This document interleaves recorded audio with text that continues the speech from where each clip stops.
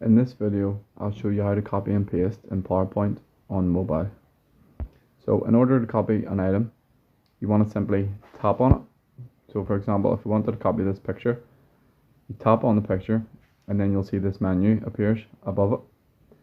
To copy it, you press on the paper just to the right of the scissors and you'll get a message that it was copied to the clipboard.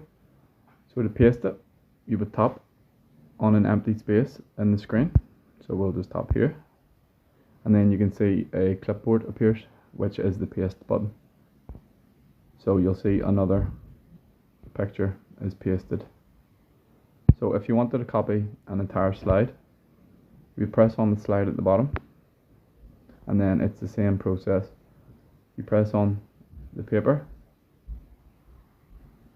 and then to paste it, you would create a new slide, tap on an empty space